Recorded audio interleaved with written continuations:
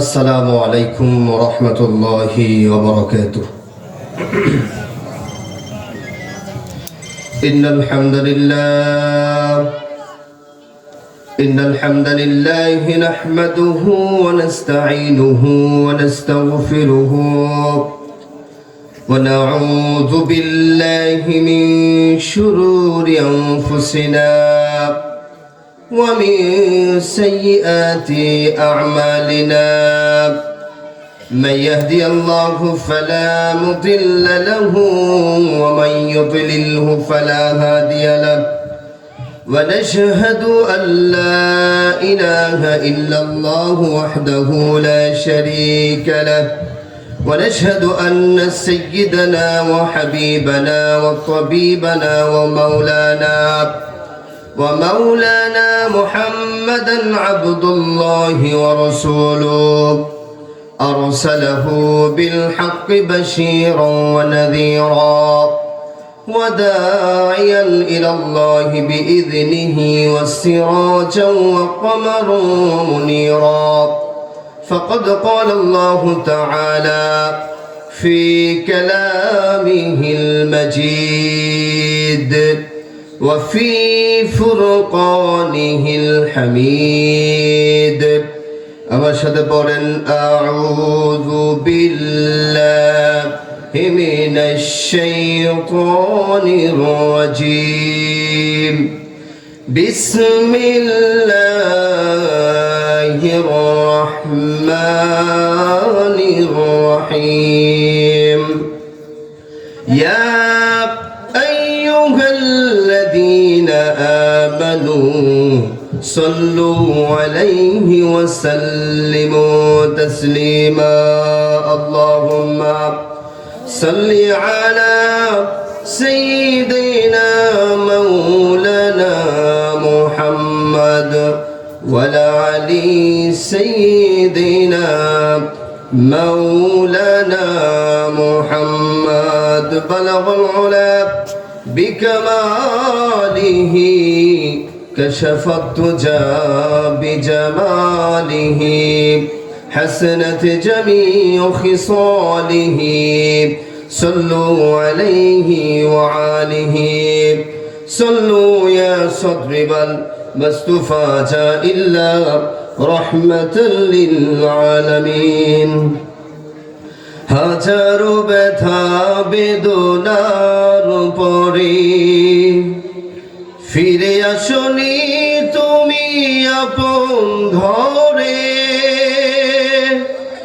দিনের আলো তুমি ছড়িয়ে দিতে চলে গেলে মদিনা মক্কা ছেড়ে।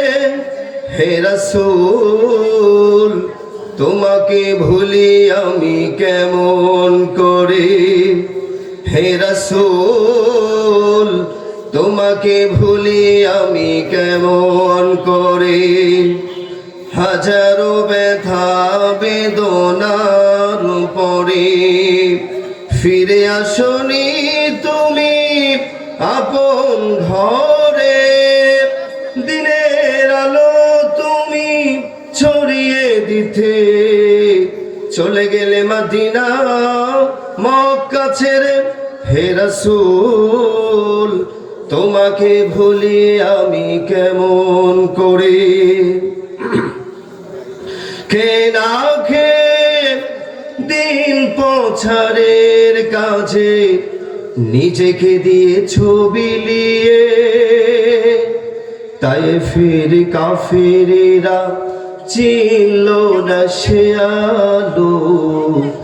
দুষ্ট ছেলেদের পিছু দিল লেলিয়ে। খেয়ে না খেয়ে দিন প্রচারের কাজে নিজেকে দিয়েছ বিলিয়ে। তায়েফের কাফেরেরা চিনল না সে আলো। দুষ্ট ছেলেদের পিছু দিল লেলিয়ে। পাথরের আঘাতে ক্ষত বিক্ষত সারা শরীর থেকে রক্ত ঝরে। হে রাসূল তোমাকে ভুলি আমি কেমন করে, হাজারো ব্যথা বেদনার পরে ফিরে আসনি তুমি আপন ঘরে, দিনের আলো তুমি ছড়িয়ে দিতে চলে গেলে মদিনা মক্কা ছেড়ে। হে রাসূল তোমাকে ভুলি আমি কেমন করে। আলহামদুলিল্লাহ, কালিয়ারকান্দা দৌলত সাহেবের বাড়ির উদ্যোগে ও এলাকাবাসী এলাকা ও সকল মৃত ব্যক্তিদের রুহের মাগফিরাত কামনায় 10ম বার্ষিকী তাফসীরুল কোরআন মাহফিলের সম্মানিত সভাপতি আলহাজ মোশাররফ হোসেন সাহেব, যিনি সহ সভাপতির দায়িত্ব পালন করছেন হাজী আব্দুর রশিদ সাহেব কালিয়ারকান্দা। সম্মানিত প্রিয় ভাইয়েরা, আমরা প্রশংসা করব কার? জোরে বলেন কার? খাওয়ার সময়, ঘুমানোর সময়, সুদ খাওয়ার সময়। আলহামদুলিল্লাহ, আপনাদের মনোযোগ আছে। সম্মানিত প্রিয় ভাইয়েরা আমার, আসেন আল্লাহ রব্বুল আলামিন আমাদেরকে ওই মাহফিলে আসার এবং বসার তৌফিক আল্লাহ দান করেছেন। এই জন্য কালিমাতুশ শুকর গুজার করছি, পড়ছি আলহামদুলিল্লাহ, পড়ছি রব্বানা লাকাল হামদ হামদান কাসীরান তাইয়িবান মুবারাকান ফি ইয়া রাব্বি লাকাল হামদ কামা ইয়ানবাগি লিজালালি ওয়াজহিক ওয়াল আযীমি সুলতানিক। প্রশংসা করলাম কার? সর্বসময় প্রশংসা করব কার? আল্লাহর প্রশংসা করার দরকার আছে না নাই? জোরে বলেন আছে না নাই? আল্লাহর প্রশংসার মধ্যে কি কৃপণতা করা যাবে? বলেন আলহামদুলিল্লাহ। সম্মানিত প্রিয় ভাইরা, আমি ছোট্ট মানুষ, তেমন কথা বলতে পারি না। আল্লাহ যদি আমাকে কথা বলার সুযোগ দেয় বা তৌফিক দেয়, তাহলে আপনাদের সামনে অল্প কিছু কথা আমি বলবো কোরআন এবং হাদিস থেকে। সম্মানিত প্রিয় ভাইরা, আমি কোরআনুল কারীমের 17 নম্বর সূরা বানী ইসরাঈলের 23 নম্বর আয়াত থেকে কথা বলবো। আসেন আমরা ওই আয়াতটাকে তেলাওয়াত করি। বিসমিল্লাহির রহমানির রহিম।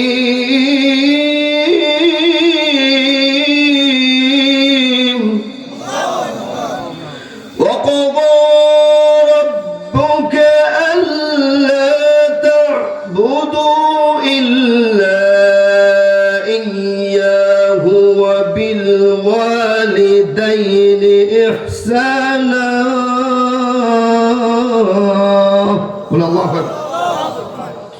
রব্বুল আলামিন বলেন,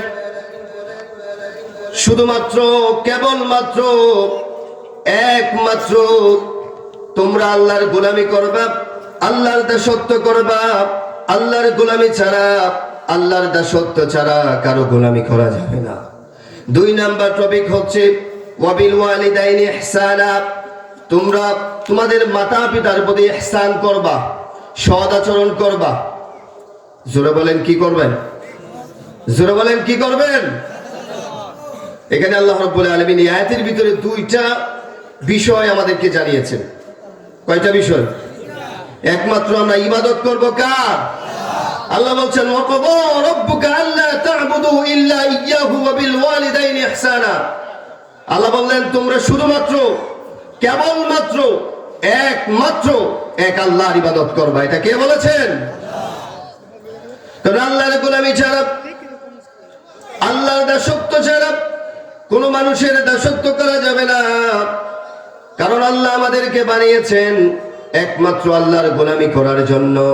আর আমরা প্রত্যেক নামাজের ভিতরে সূরা ফাতিহার ভিতরে আমরা বলি ইয়্যাকা না'বুদু ওয়া ইয়্যাকা নাস্তাঈন। ঠিক কি না? পড়ি কি পড়ি না? আমরা বলি ইয়্যাকা না'বুদু ইয়াকা না'বুদু, আমি শুধুমাত্র আপনার ইবাদত করি, আপনার গোলামি করি। ওয়া ইয়াকা নাস্তাইন, আমরা সাহায্য চাওয়ার সময় কার কাছে চাইবো? কারণ আল্লাহর কাছে চাইতে হবে, কোনো মানুষের কাছে, কোনো দরবারের কাছে, কোনো ফিরের কাছে চাওয়া যাবে? জোরে বলেন, চাওয়া যাবে। কারণ যা কিছু চাইবো একমাত্র কার কাছে চাইতে হবে? কারণ মানুষের সব প্রয়োজন একজন পূরণ করতে পারেন, তিনি কে? সম্মানিত প্রিয় ভাইরা আমার, আল্লাহ হচ্ছে রাজারিরাজ। আল্লাহ বললেন তাবারাকাল্লাযী বিয়াদিহিল মুলকু ওয়া হুয়া আলা কুল্লি শাইইন কাদির।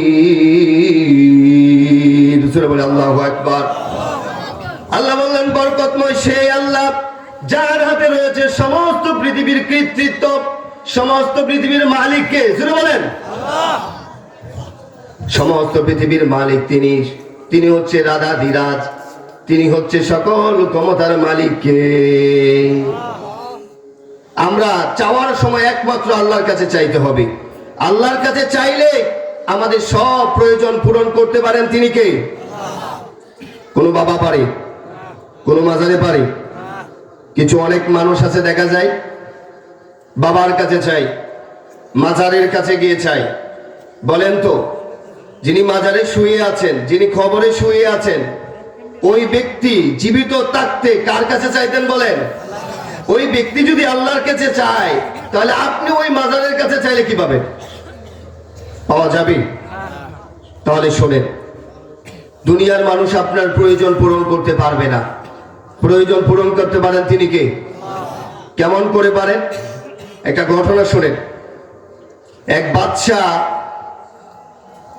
অ্যানাউন্স করে দিলেন যে আমার রাজ্যের মধ্যে যা চাইবে মানুষ তাই পূরণ করা হবে।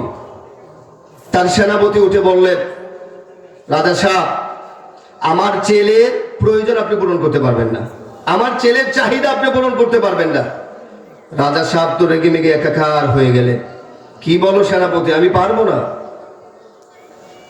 তখন সেনাপতি বললেন, হ্যাঁ আপনি পারবেন না। তখন রাজা সাহেবের ছেলেকে নিয়ে সেনাপতির ছেলেকে নিয়ে আসলেন। রাজার সামনে ছেলে দাঁড়িয়ে গেল। ছেলে সর্বপ্রথম বললেন যে আমাকে একটা হাতি এনে দেন। জোরে বলেন, কি এনে দেন? বলেন আমাকে একটা হাতি এনে দেন। রাজা বললেন, এটা কোনো বিষয় হলো? এই আমার খামার থেকে একটা হাতি এনে দাও। খামার থেকে হাতি আনা হলো। বলে এটা কোনো বিষয় হলো? তোমার আর কি চাওয়া আছে বলো। তখন ছেলে বললেন, রাজা সাহেব আপনি একটা লাউ এনে দেন। এটা কোনো বিষয় হলো? এই ক্ষেত থেকে একটা লাউ এনে দাও তো। ক্ষেত থেকে একটা লাউ এনে দিল। লাউ এনে দেওয়ার পর তোকে বলো তোমার আর কি চাওয়া আছে। তখন ছেলেটা বললেন যে ওই লাউয়ের ভিতরে হাতি ঢুকিয়ে দেন। জোরে বলেন, কিসের ভিতরে হাতি ঢুকিয়ে দিতে? লাউয়ের ভিতরে রাজা কি হাতি ঢুকাতে পারবে? তাহলে ছেলের প্রয়োজন কি ওই রাজা পূরণ করতে পারছে? পারে নাই। একজন পারবেন, বলেন তিনি কে? আপনি দেখেন, আপনি যা চান আল্লাহ কিন্তু আপনার আশা পূরণ করে কি করে না? আল্লাহর কাছে যদি আপনি তাহাজ্জুদের নামাজ পড়ে যদি আল্লাহর কাছে চান, আল্লাহ কিন্তু দেখবেন আপনার চাওয়া পূরণ করে দিবে, ঠিক কিনা বলেন? দুনিয়ার কোনো মানুষ আপনার চাওয়া পূরণ করতে পারে না, একজন আপনার চাওয়া পূরণ করতে পারে, তিনি কে? এই আল্লাহর ইবাদত করার দরকার আছে না নাই? কোনো মানুষের গোলামি নয়, কোনো রাজার গোলামি নয়, কোন নেতার গোলামি নয়, আমরা একজনের গোলামি করি। বলেন তো তিনি কে? সেই আল্লাহকে নিয়ে কটূক্তি করেছেন। আপনারা অনেকেই জানেন, ফেসবুক সোশ্যাল মিডিয়া যারা অ্যাক্টিভ আছেন তারা দেখবেন আমার আল্লাহকে নিয়ে কটূক্তি করেছে আবুল সরকার নামে একজন ব্যক্তি। আবুল সরকার নামে একজন ব্যক্তি আল্লাহকে নিয়ে কটূক্তি করেছে। সে আল্লাহকে নিয়ে কটূক্তি করলো, ফেরেশতাদেরকে নিয়ে কটূক্তি করলো। দেখেন তো সম্মানিত প্রিয় ভাই, কিছু মানুষ সাংবাদিক সম্মেলনে এসে বলে যে তার এটা বাক স্বাধীনতা। বলেন কি স্বাধীনতা বললো? আমার আল্লাহকে নিয়ে যারা কটূক্তি করে তারা যদি বলতে পারে তাদের বাক স্বাধীনতা, আমাদেরও হাতের স্বাধীনতা আছে। আমাদের হাতের স্বাধীনতা হচ্ছে তার কল্লা কোপ দিয়ে ফেলে দেওয়া, এটা হচ্ছে আমাদের হাতের স্বাধীনতা। ঠিক কিনা বলে? কারণ আমার আল্লাহকে নিয়ে যারা কটূক্তি করবে, ওই নেতা যদি ওই বাউল সরকারের পক্ষে কথা বলে, আমরা ওই নেতার সাথে নাই। ঠিক কিনা বলেন? ওই নেতা বাউলের পক্ষে বিবৃতি দেয় সাংবাদিক সম্মেলনে এসে, আমরা এরকম নেতার পিছে আমরা ধরবো না। যেই নেতা, যেই বাউল সরকার আল্লাহকে নিয়ে কটূক্তি করলো, আর তুমি ভোটের জন্য এসে তুমি ওই বাউল সরকারের পক্ষে কথা বলো, তুমি তো মনে করছো ভোট পেয়ে তুমি জয়যুক্ত হবা, তুমি তো আল্লাহর কাতার থেকে তুমি দূরে সরে গেলে। আমরা এরকম নেতার সাথে আছি নাকি? জোরে বলেন, আছি আমরা এরকম নেতার সাথে? আমরা এমন নেতার সাথে আছি যারা আল্লাহকে নিয়ে কটূক্তি করলে সাথে সাথে প্রতিবাদ করে। ঠিক কিনা বলেন? সম্মানিত প্রিয় ভাই, আমরা একমাত্র গোলামি করব কার? আল্লাহর। দাসত্ব করব কার? আল্লাহর। পুরো নেতার দাসত্ব করব? জোরে বলেন। এরপরে আল্লাহ রাব্বুল আলামিন বললেন ওয়া বিল ওয়ালিদাইনি ইহসানা। জোরে বলে আল্লাহু আকবার। আল্লাহ রাব্বুল আলামিন বলছেন তোমরা মাতা-পিতার প্রতি ইহসান করো, সৎ আচরণ করো। বলেন তো এটা কার হুকুম? আল্লাহর। অনেক ছেলে মেয়ে দেখা যায় মায়ের সাথে খারাপ ব্যবহার করে না, ভালো ব্যবহার করে না, বাবার সাথে ভালো ব্যবহার করে না। আল্লাহ নবী সাল্লাল্লাহু আলাইহি ওয়াসাল্লামের কাছে একজন লোক এসে বললেন, ওগো আল্লাহর নবী সাল্লাল্লাহু আলাইহি ওয়াসাল্লাম, আমি কার সাথে বেশি সৎ আচরণ করব? বিশ্ব নবী নবী মুহাম্মদুর রাসূলুল্লাহ সাল্লাল্লাহু আলাইহি ওয়াসাল্লাম বললেন তোমার মায়ের সাথে। এরপরে আবার লোকটি জিজ্ঞেস করলেন, ওগো আল্লাহর নবী, তারপর কার সাথে বেশি সৎ আচরণ করব? বিশ্ব নবী নবী মুহাম্মদুর রাসূলুল্লাহ সাল্লাল্লাহু আলাইহি ওয়াসাল্লাম তিনি বললেন তোমার মায়ের সাথে। আবারও জিজ্ঞেস করলেন, ওগো আল্লাহর নবী, তারপর কার সাথে বেশি সৎ আচরণ করব? বিশ্ব নবী নবী মুহাম্মদুর রাসূলুল্লাহ সাল্লাল্লাহু আলাইহি ওয়াসাল্লাম বললেন তোমার মায়ের সাথে। তারপর জিজ্ঞেস করলেন, ওগো আল্লাহর নবী, তারপর কার সাথে বেশি সৎ আচরণ করব? বিশ্ব নবী নবী মুহাম্মদুর রাসূলুল্লাহ সাল্লাল্লাহু আলাইহি ওয়াসাল্লাম বলেছেন তোমার বাবার সাথে। আল্লাহু আকবার। আল্লাহু আকবার। মায়ের কথা কয়বার বলেছেন বলেন? তিনবার। মায়ের কথা তিনবার বলেছেন, কারণ মায়ের মর্যাদা কথা তিনবার বলেছেন, কারণ মা তিনটা কষ্ট বেশি সহ্য করে, এই জন্য মায়ের মর্যাদা আল্লাহ বাড়িয়ে দিয়েছেন। সুবহানাল্লাহ বলেন। এই কথা আল্লাহ রাব্বুল আলামিন কোরআনুল কারীমে বললেন, হামালাতুহু উম্মুহু, তোমার মা তোমাকে পেটের মধ্যে 10 মাস 10 দিন তোমাকে গর্ভে ধারণ করেছেন। বলেন তো বাবা পারবে? জোরে বলেন পারবে? 10 মাস 10 দিন তোমার মা তোমাকে পেটে ধারণ করেছে। প্রসবের তোমার মা যখন পেটের মধ্যে তুমি ছিলা, তুমি তোমার মায়ের পেটের মধ্যে লাথি মেরেছো, গোথা মেরেছো।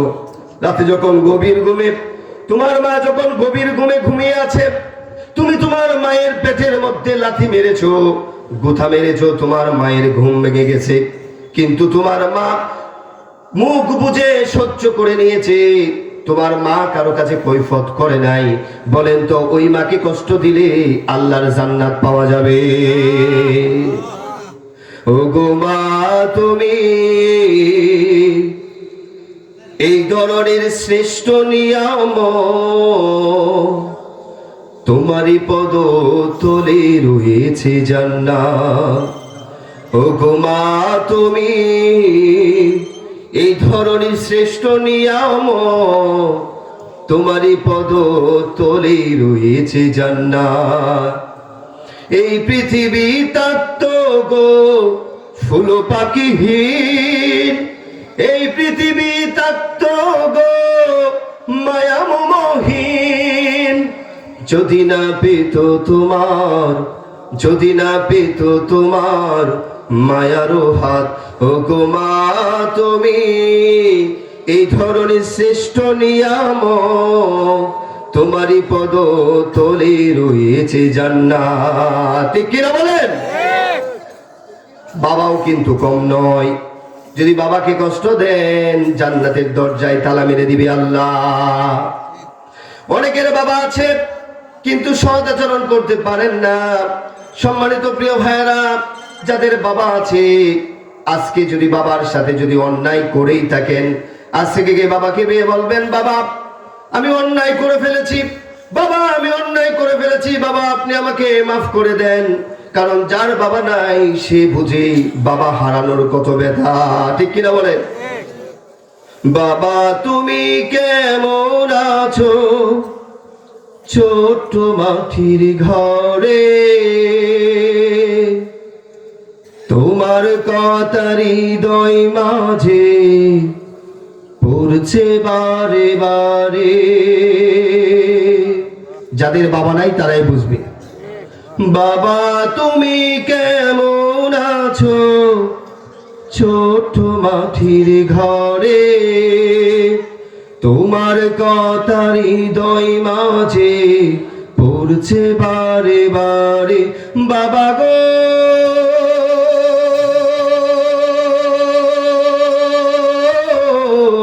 বাবা, বাবা গো বাবা, কত আদর কত স্নেহ তোমার কাছে পেলাম, সব কিছু হারিয়ে আজও নিঃস্ব হয়ে গেলাম। কত আদর কত স্নেহ তোমার কাছে পেলাম, সব কিছু হারিয়ে আজও নিঃস্ব হয়ে গেলাম। ভালোবাসি তোমায় আমি, বুকটা যে চাইছি রে, তোমার কথা হৃদয় মাঝে পড়ছে বারে বারে। বাবা গো বাবা, বাবা গো বাবা। যাদের বাবা নাই, বাবার কথা কি মনে পড়ে? জোরে বলেন পড়ে। কারণ বাবা আপনাকে কত কষ্ট করে মানুষ করেছে, আপনি কথা বলতে পারতেন না, আপনার বাবা আপনাকে কথা শিখিয়েছে, আপনার মা আপনাকে কথা শিখিয়েছে। সেই মায়ের সাথে সেই বাবার সাথে যদি উফ শব্দ ব্যবহার করেন, ওয়াল্লাহি তাল্লাহি বিল্লাহি, আপনার জান্নাতের মধ্যে আল্লাহ তালা মেরে দিবে। ঠিক কিনা বলেন? কারণ মায়ের কথা তিনবার কেন বলেছেন আমি এটা বলছিলাম। এরপরে বললেন হামালাতুহু উম্মুহু, তোমার মা তোমাকে 10 মাস 10 দিন পেটে ধারণ করেছেন। এরপরে বললেন ওয়াহনান আলা ওয়াহনিন, ব্যথার পর ব্যথা, পেনের পর পেন সহ্য করে তোমাকে দুনিয়ার আলো দেখিয়েছেন। মেডিকেল সায়েন্স বিজ্ঞানীরা গবেষণা করে বের করেছেন, মানুষের শরীরে যত হাড় আছে প্রত্যেকটা হাড় যদি আপনার দুর্ঘটনায় ভেঙে যায়, যত ব্যথা না হয়, একজন মা যখন তার বাচ্চাকে দুনিয়ার আলো দেখাতে যাবে, তার চাইতে অধিক পরিমাণ ব্যথা সহ্য করে তার মা তার ছেলে বা মেয়েকে দুনিয়ার আলো দেখায়। সুবহানাল্লাহ বলে। মেডিকেল সায়েন্স গবেষণা করে তাই বের করেছেন। কারণ মেডিকেল সায়েন্স বলেছেন একজন মানুষ যদি 23 ইউনিট ব্যথা উঠে, ওই মানুষ সেন্সলেস হয়ে যাবে, ওই মানুষ অজ্ঞান হয়ে যাবে। মেডিকেল সায়েন্স বলেন একজন মা যদি তার বাচ্চাকে দুনিয়ার আলো দেখাতে যায়, তখন তার মা 57 ইউনিট প্লাস ব্যথা সহ্য করে ওই বাচ্চাটাকে দুনিয়ার আলো দেখায়। আল্লাহু আকবার বলে। তার মা এত কষ্ট সহ্য করে তার মা দুনিয়ার আলো তার সন্তানদেরকে দেখায়। এই জন্য মায়ের মর্যাদা আল্লাহ বাড়িয়ে দিয়েছেন। ঠিক কিনা বলেন? এরপর বলেন ওয়াফিসালুহু ফি আমাইন, তার মা তাকে 2টা বছর দুধ পান করায়। বলেন তো বাবা পারে? কথা বুঝেন, বাবা পারে? কারণ বাবা পারবে না। মা 10 মাস 10 দিন তাকে পেটে ধারণ করে, তার মা প্রসবের ব্যথা সহ্য করে তাকে দুনিয়ার আলো দেখায়। 3 নাম্বার হচ্ছে তার মা তাকে 2টা বছর দুধ পান করায়, বাবা পারে না। এই জন্য বাবার কথা বিশ্ব নবী মুহাম্মদুর রাসূলুল্লাহ সাল্লাল্লাহু আলাইহি ওয়াসাল্লাম 3 বার বলেছেন। সুবহানাল্লাহ বলেন। কারণ মায়ের যে আপনাকে দুধ পান করিয়েছেন, ওই দুধের ঋণ আপনি পরিশোধ করতে পারবেন? যারা বলেন পারবেন। মাঝে 10 মাস 10 দিন গর্ভে ধরিয়া আমাকে করেছেন ঋণী, গায়ের চামড়া কাটিয়া দিলেও সেই ঋণ শোধ হবে না জানি মা, সেই ঋণ শোধ হবে না জানি। মাঝে 10 মাস 10 দিন গর্ভে ধরিয়া আমারে করেছেন ঋণী, গায়ের চামড়া কাটিয়া দিলেও সেই ঋণ শোধ হবে না জানি মা, সেই ঋণ শোধ হবে না জানি। ঠিক কিনা বলেন? মায়ের ঋণ শোধ করতে পারবেন? পারবেন? কিন্তু দেখা যায় মা যখন বৃদ্ধা হয়ে যায়, বাবা যখন বুড়া হয়ে যায়। আমি আপনাদেরকে একটা ঘটনা শোনাই। সোশ্যাল মিডিয়াতে দেখেছি, দেখে আমার চোখ দিয়ে পানি আমি ধরে রাখতে পারি নাই। তার 2টা ছেলে, তার একটা মেয়ে। 2টা ছেলেকে, একটা ছেলেকে কানাডাতে পড়িয়েছে, আরেকটা ছেলেকে অস্ট্রেলিয়াতে পড়িয়েছে, আর মেয়েটা ঢাকা বিশ্ববিদ্যালয়ে পড়েছে। বলেন তো এরা কি মূর্খ না শিক্ষিত?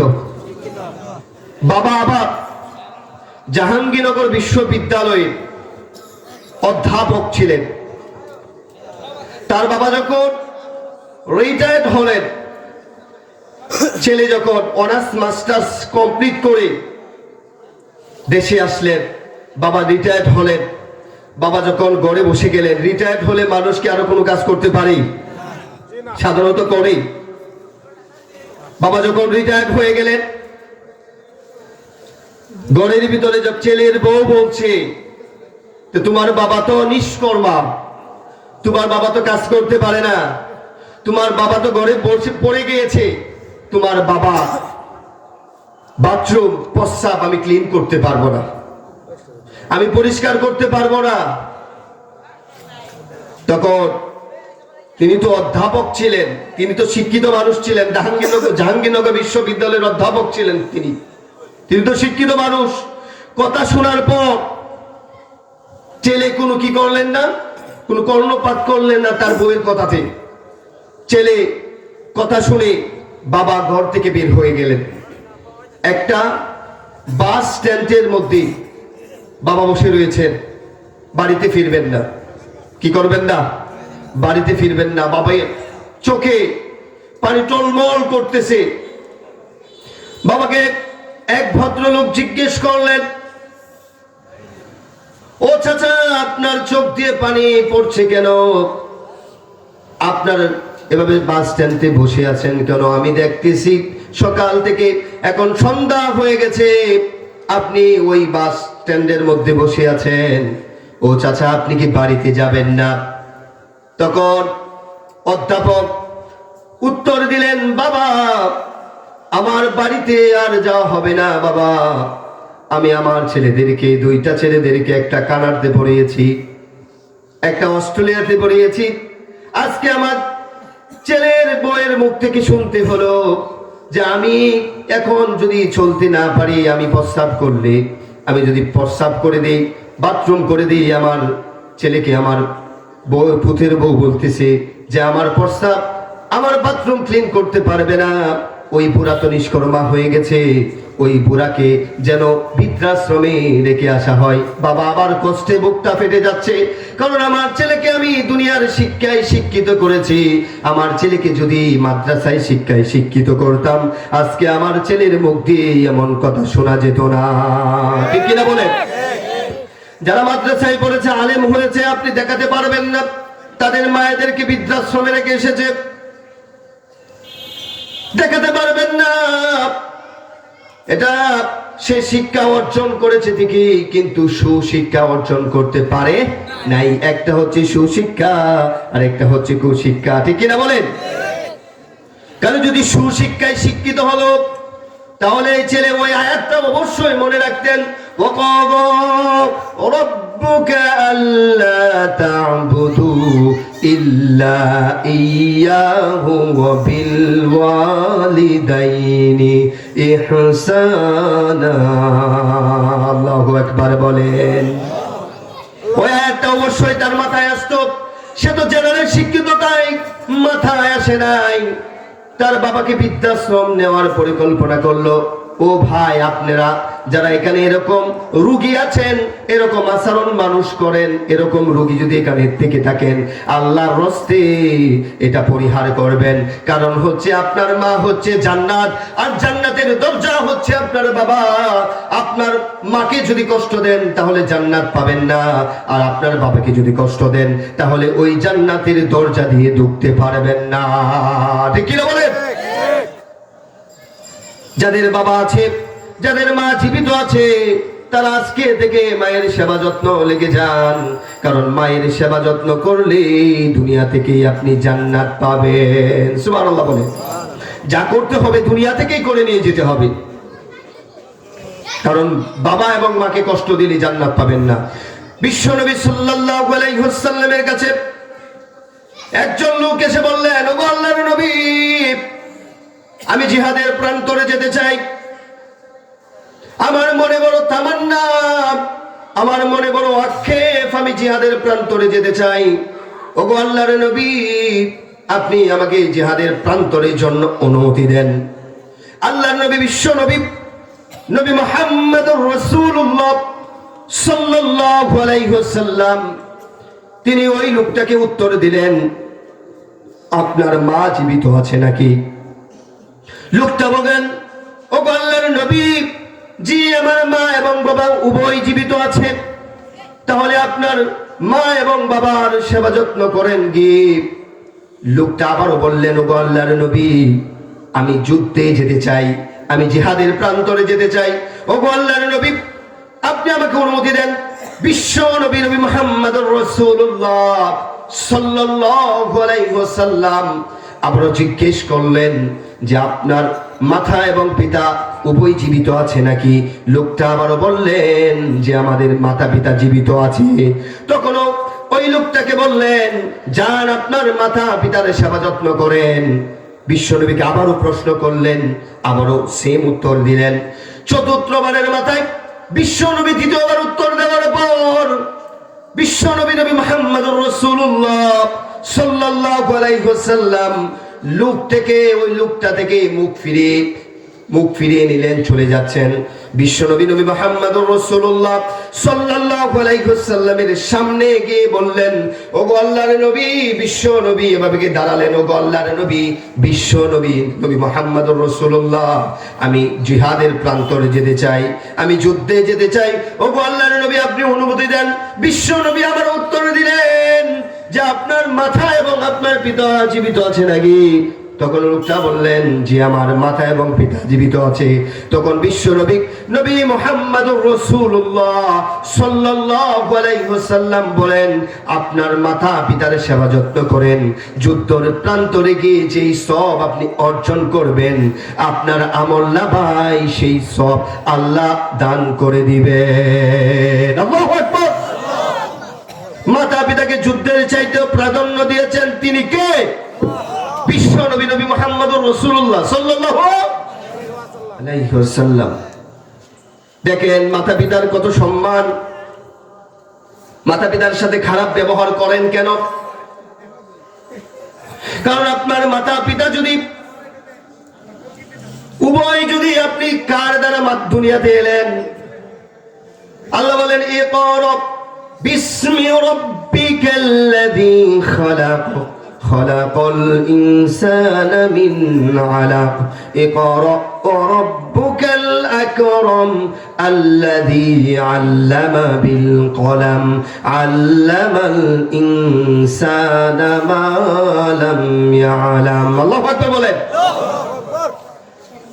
আল্লাহ নবীকে বললেন ইকরা বিসমি রাব্বিকাল্লাযী খালাক, পড়েন আপনার প্রভুর নামে যিনি আপনাকে সৃষ্টি করেছেন জমাট বাঁধা রক্তের দলা থেকে। কি থেকে? আপনার মা আপনার বাবা যখন দুইজনেই যখন একসাথে মিলিত হয়েছে, মিলিত হওয়ার সময় যে বীর্যটা আপনার মায়ের রেহেমের ভিতরে ঢুকেছে, বীর্যটা লক্ষ লক্ষ শুক্রাণুর মধ্য থেকে একটা শুক্রাণু আপনার মায়ের রেহেমের ভিতরে ঢুকেছে। মায়ের রেহেমের ভিতরে ঢোকার পর ওই শুক্রাণুটা মাংসপিণ্ডে পরিণত হয়েছে। আপনার মায়ের মাসিককে বন্ধ করে দিয়ে আল্লাহ রাব্বুল আলামিন আপনার খাবার জুগিয়েছেন। আর ওই মায়ের পেটের ভিতরে আপনি রয়েছেন। আপনার মায়ের পেটের ভিতরে থেকে ছোট্ট একটা পেটের ভিতরে থেকে আপনার মায়ের পেটের ভিতরে লাথি মেরেছেন, গোতা মেরেছেন। তারপর আপনার মা কষ্ট করেছে, ব্যথা সহ্য করেছে। সহ্য করার পর যখন প্রসবের ব্যথা উঠেছে, আপনাকে প্রসবের ব্যথা সহ্য করে আপনাকে দুনিয়ার আলো দেখিয়েছে। যেই মা আপনাকে দুনিয়ার আলো দেখালো, যেই বাবা আপনাকে কষ্ট করে লেখাপড়া করে বড় করিয়েছে, আপনাকে অনার্স মাস্টার্স কমপ্লিট করিয়েছে, সেই মা এবং বাবার সাথে যদি আপনি খারাপ ব্যবহার করেন, আল্লাহর জান্নাতের মধ্যে তালা মেরে দিবেন। বলেন তো তিনি কে? আপনি বাবা আমার সাথে খারাপ ব্যবহার করব? হয় নাই?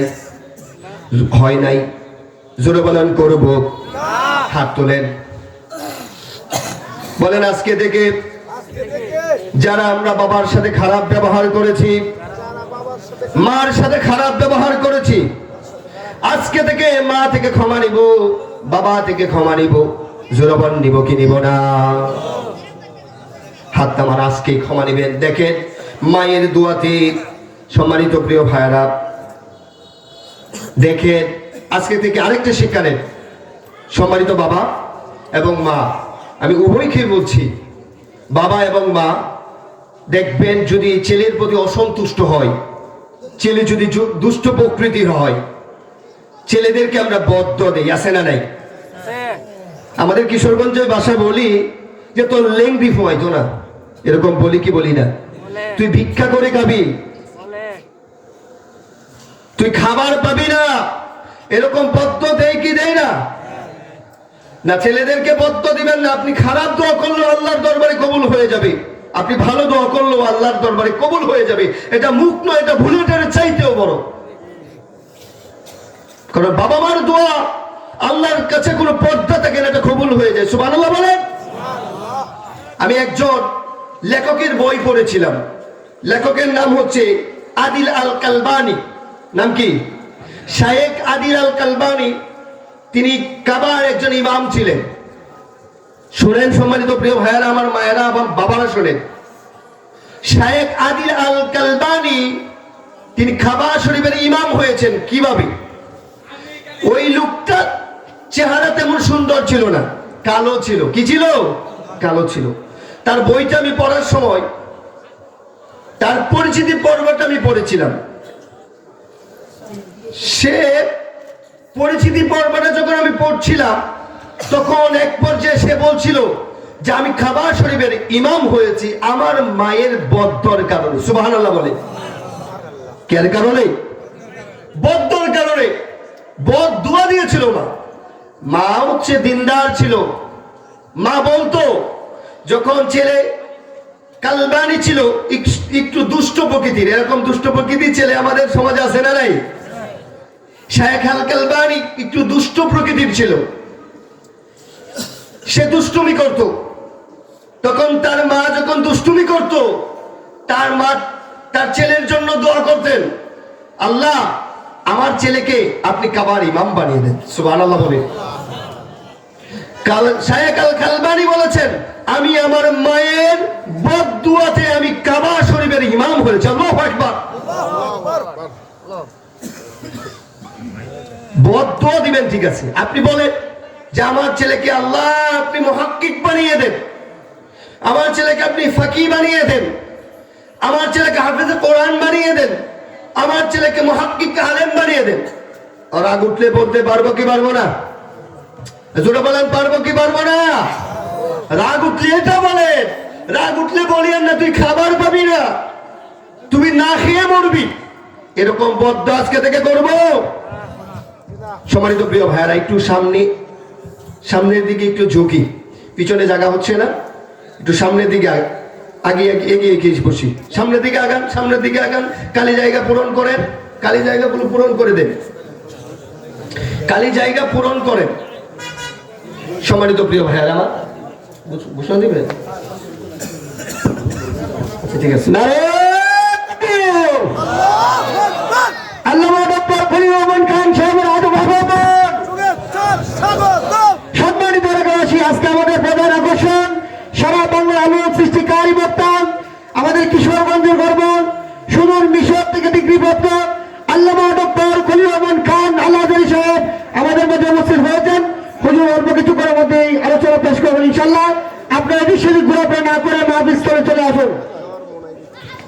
সম্মানিত প্রিয় ভাইয়ারা, আমাদের সামনে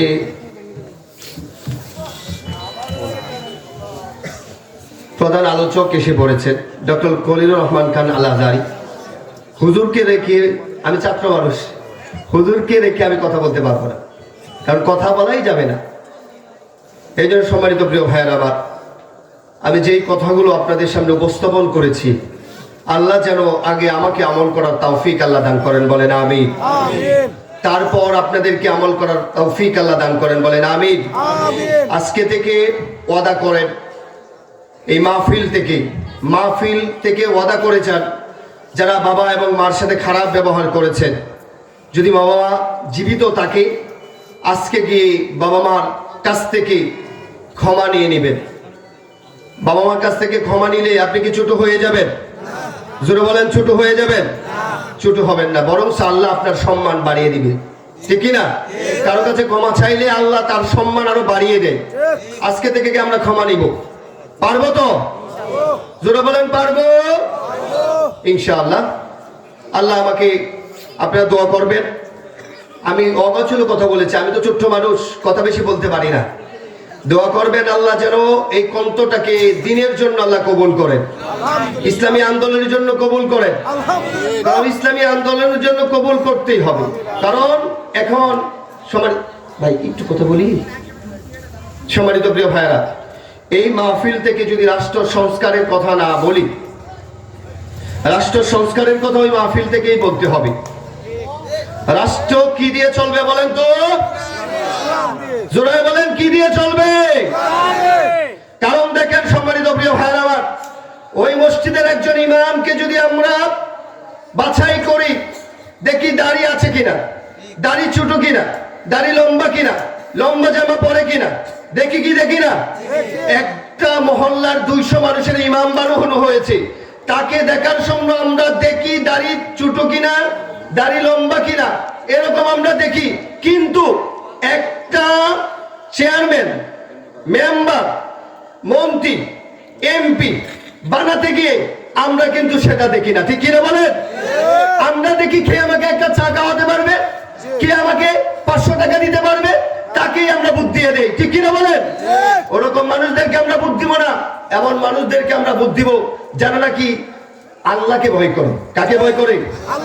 আল্লাহকে ভয় করে, যারা নাকি ওয়াদা করেছে যে কোরআন দিয়ে রাষ্ট্র চালাবে। কি দিয়ে? এরকম মানুষদের সাথে আমরা আসি না নাই? অনেকে বলে হুজুররা কেন রাজনীতি করবে?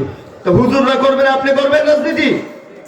কারণ হুজুররা ভালো মানুষ, ওই জায়গায় যদি ভালো মানুষ না যায়, অসৎ মানুষে ওই চেয়ারগুলা দখল করে বসে আছে, ওই চেয়ারগুলা বসে আছে অসৎ মানুষে দখল করে। এইখান থেকে, ওই চেয়ার থেকে মানুষের মধ্যে ইনসাফ প্রতিষ্ঠা করতে পারবে না। হুজুররা গেলেই ইনসাফ প্রতিষ্ঠা করতে পারবে, ঠিক কিনা? হুজুররা কোনো ব্যক্তিগত ভাবে ওই রাষ্ট্র চালাবে না, হুজুররা চালাবে কোরআন দিয়ে, ঠিক কিনা বলে? আমরা তাদেরকে রাষ্ট্র ক্ষমতায় দেখতে চাই যারা নাকি আমাদের সাথে প্রতিশ্রুতি দিয়েছে যে আমরা রাষ্ট্র ক্ষমতায় গেলে কোরআন দিয়ে রাষ্ট্র চালাবো, ঠিক কিনা? এরকম মানুষদের সাথে থাকার দরকার আছে না নাই? সম্মানিত প্রিয় ভাই, আমি কথা বলেছি অগোছল, আপনারা দোয়া করবেন আমার জন্য। হুজুরকে দেখি একটু কথা বলে বললাম, ক্ষমা দৃষ্টিতে দেখবেন হুজুর। আল্লাহ রাব্বুল আলামিন যেন আমাকে দ্বীনের জন্য কবুল করেন। আসসালামু আলাইকুম ওয়া রাহমাতুল্লাহি ওয়া বারাকাতুহু।